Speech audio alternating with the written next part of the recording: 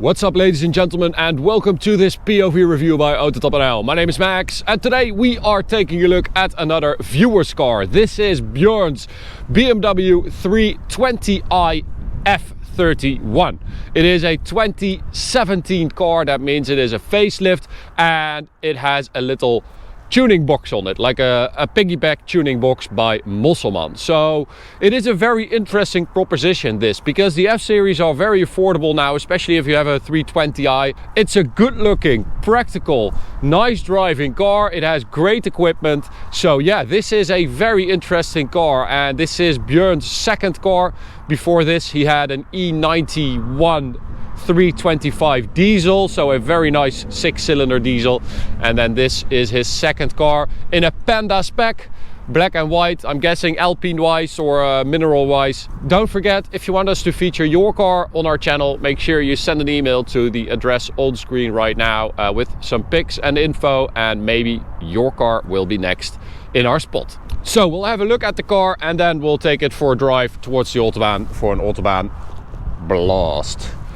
And well, as I said, it's a Panda spec, so we've got white and black wheels, we've got shadow line, privacy glass, but we don't have everything blacked out at the front, which I like. We still have the chrome grille, the kidneys, very nice design. I mean, it is just a sight for sore eyes, this car. I'm looking at this front end, how subtle it is, classic BMW. Not made for Chinese people per se. I mean, this car, the base version, was introduced in 2012, so it's 12 years old and it still works so well. This facelift, of course, did get a little bit of an upgrade. We've got, I think this is an M package car as well, because we have a nice and sporty front bumper with even some air intakes here. Of course, being a facelift, you also get the new headlights. These are LED headlights instead of the xenons of the pre-facelift, with the nice like angel eye design. And of course, the headlight that kind of goes into that kidney grille. Very nice.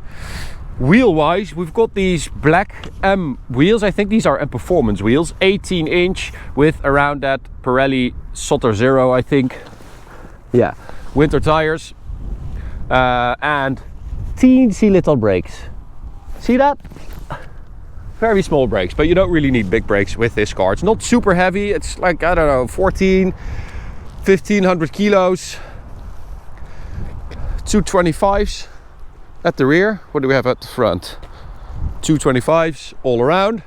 As I said, shadow line, so you also get the black roof rails. And the upgraded rear lights, or LCI facelift rear lights, I should say. Very nice design as well.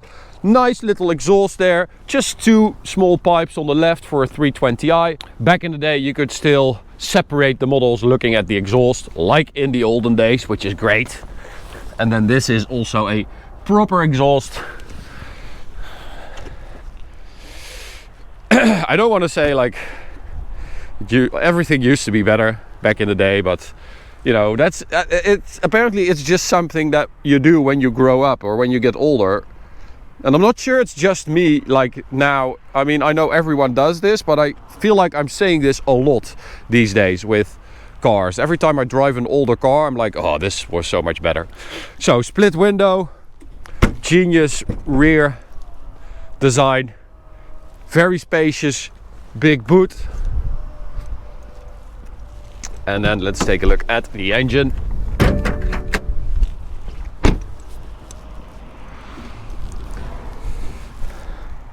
So we've got the B48 2-liter twin scroll turbocharged engine, which is the successor to the N20 2-liter 4-cylinder turbo engine, which was in the pre-facelift. So the facelift actually got a big update engine-wise. So the 320i went from the N20 to the B48. The 335i was replaced, N55, to the B58 inline 6.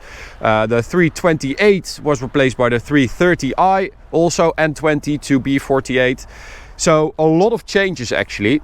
And that is also why this is a very suitable car for a little bit of a tune, because both the old 320i and 20 engine and this B48 have a lot of reserve, and that goes for both versions. So 328 and 330i have a bit more power, like around 250 horsepower, and if you tune this car, that's basically the power you get. It's a detuned version of the same engine, and this car has the Mosselman i-tronic on it, which is a piggyback tuning box, 240 horsepower and around 350 newton meters of torque, compared to the stock 184 horsepower and 270 newton meters. Now, this is quite a nice bump, 184 to 240, but if you go for a proper ECU tune, you go to 260 horsepower and around 400 newton meters of torque. So that is serious performance from this little 320i. Also, BMW changed quite a bit on the F Series 3 Series during its life on the suspension. They really wanted to improve the steering feel, the handling. So right after it was introduced, actually in the first 1 or 2 years, they started changing the front suspension to increase the driving feel, or the steering feel I should say.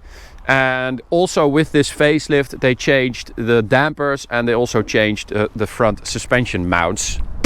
So you should be able to tell that this is a facelift when you drive it. It should be a bit nicer to drive than the pre-facelift. So let's get in and have a little drive. Spec-wise in here, just regular black leather. This is Dakota leather, I believe. I used to have this in my 5 Series as well. And we've got the like aluminium trim with the honeycomb. Also have the ZF 8-speed automatic. This is not the sport version because you don't have pedals on the steering wheel, and that means you also don't have launch control. However, it does recognize the fact that you want to do a launch control. So if you just go to Sport Plus and Sport, have the foot on the brake and just mash the throttle, it will recognize that you want to do a quick start, and then the shifts will be a little bit more aggressive. So that is kind of nice as well. Another cool thing is that this Mosselman i-tronic is actually switchable. So if I hold the resume button for the cruise control, you can see that the indicators both are on for a couple seconds. That means that it's off, and if I hold it again, there it goes. Now it's on again. So that is very nice. That means that you can experience both stock power and tuned power. So if you think like, kind of getting used to the power, just turn off that thing and you should be able to tell the difference, which is very nice. Let's do that. Why not? Right? Okay, so I'll turn it off. And just full throttle. Boop. There we go.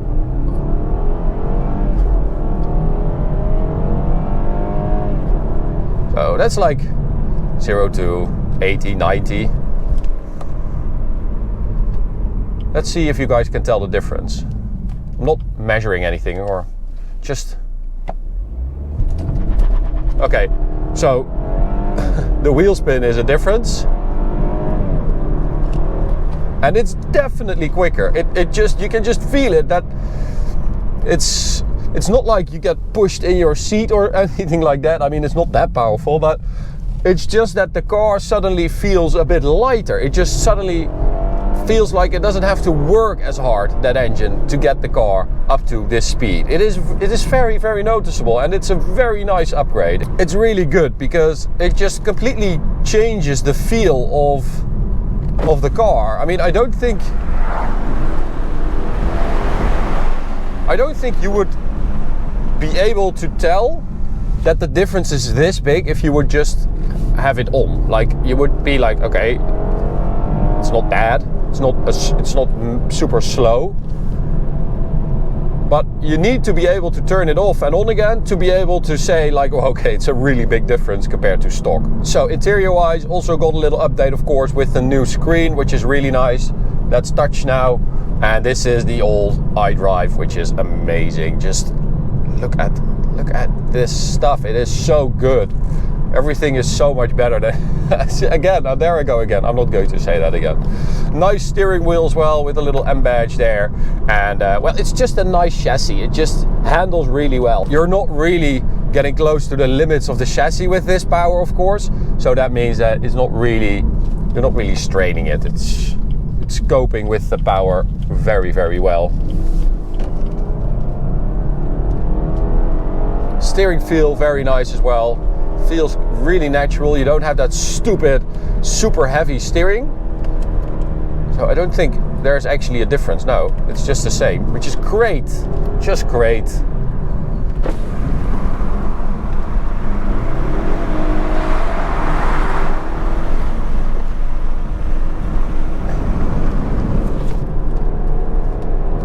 Oh, turn in is really good as well. Just solid, tight down.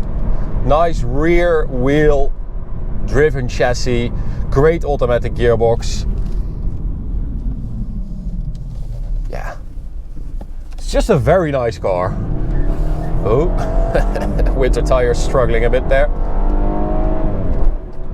So let's hit the Autobahn. Top speed 235 kilometers an hour, stock. And well, let's see if we can beat that, because in the Autobahn POV I wasn't really able to do anything more than around that number. So here we go, full throttle. I think the facelift was also just available with an automatic, and the pre-facelift also had a manual available, but I'm not 100% sure about that, so correct me if I'm wrong. But here we go. So let's see if we can get close to the claimed top speed on the Speedo at least.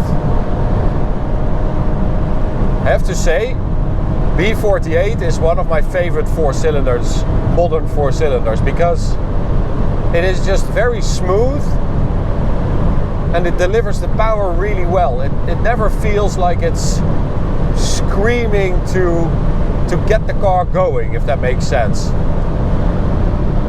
So this is 230 on the Speedo. I have to let off because that yellow van is going to go left. Yep, there he goes. Performance wise, of course, I did do a 100 to 200 measurement, and I did it with the tuning box turned off and turned on. I have to say the tuning box off run was kind of sloppy, a little bit uphill. I needed so much space that I was happy that I did at least one, but it was like 42 seconds. And then I turned it on and I did 23.9, so that is a massive difference. Again, take into consideration that the first run wasn't really that good, but still, you know, take off a couple seconds and the difference is still absolutely massive. So yeah, this is definitely a really nice upgrade. So Björn just installed the Mosselman iTronic also to have a look at how the car responds, you know, check the maintenance, the oil and stuff like that. And then later on he might also do a serious full-on chip tune and put some XHP gearbox software on the ZF, which will absolutely transform the car. If you do a full chip tune and an XHP on the gearbox, it's going to be a big difference. So 150 full throttle, fourth gear. That's nice, picks up well. Brakes actually feel really good. It's a nice pedal feel, nice and firm.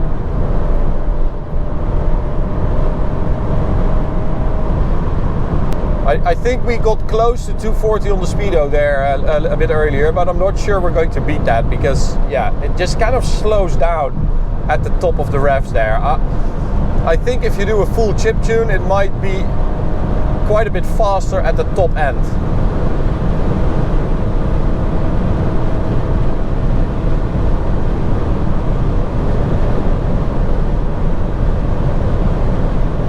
Yeah, so again, I think that's as far as we'll go. Oh, very nice. What do we have here? 335i E90. Let's go, buddy. I think he's full throttle. No, he's not. Oh, he's also very, very old. Now, we don't have a race on our hands here, but let's see. Oh, he is keeping up.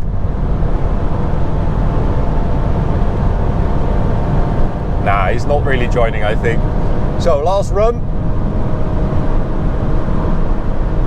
We do have a lot of space here now, so let's find out.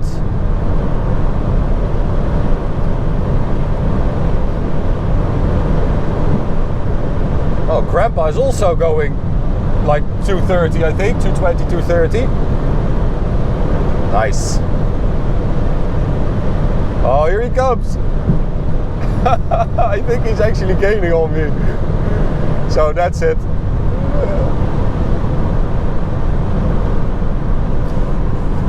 That is it. Björn, you've got a really nice car here. I hope you enjoy it a lot. It is just such a good daily, practical, good looking. I love the B48, and with this little tune, the difference is massive. So yeah, thanks for bringing it to us and letting us have a go. Mosselman says 240 horsepower. If you look at our list, I think it's like more 220 to 30, but it's definitely a very nice upgrade. To you guys, thanks for watching. I hope you enjoyed it as well. You can subscribe by clicking the big button in the middle. You can also check out this video on the right or this playlist on the left. See you at the next one. Bye.